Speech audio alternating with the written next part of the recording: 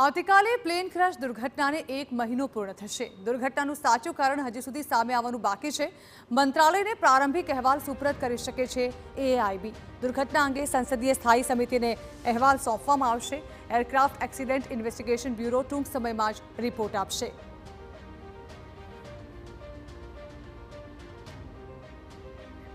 તો લેખનીય છે કે ભારતમાં ક્રેશ થયેલા વિમાનના બ્લેક બોક્સની તપાસ પહેલીવાર થઈ રહી છે। બ્લેક બોક્સ અને વોઇસ રેકોર્ડર સુરક્ષિત છે।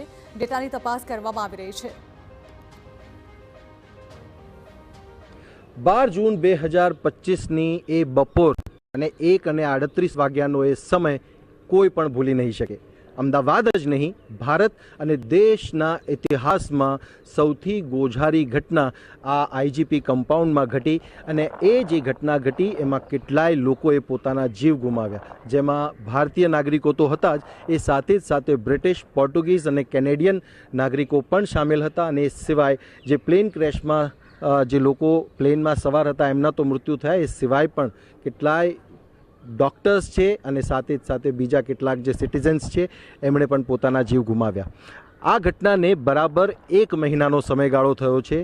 જે ભાગદોડ એ દિવસની હતી કે જે દ્રશ્યો એ દિવસના હચમચાવનારા હતા, એ દ્રશ્યો બાદ આજે જે પણ ઇન્વેસ્ટિગેશન છે, ઇન્વેસ્ટિગેશન જે છે અલગ અલગ એજન્સીઓ દ્વારા કરવામાં આવી રહી છે।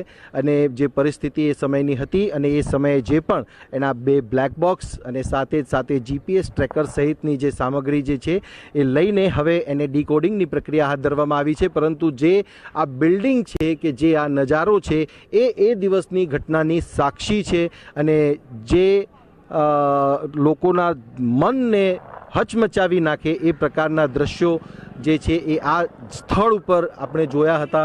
અને આ જે સ્થિતિ છે એ સ્થિતિને હવે પૂર્વવત કરીને ફરીથી આજે કાટમાળ અહીંયાથી લઈ જઈને એનું રિકન્સ્ટ્રક્શન કરીને સમગ્ર જે પ્રક્રિયા કે સમગ્ર જે ઘટના ઘટી એના પાછળના કારણો જાણવાના પણ પ્રયાસો કરવામાં આવી રહ્યા છે।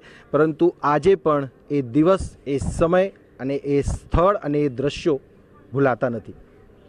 કેમેરામેન નટવર પરમાર સાથે સચિન પાટીલ, TV9 અમદાવાદ।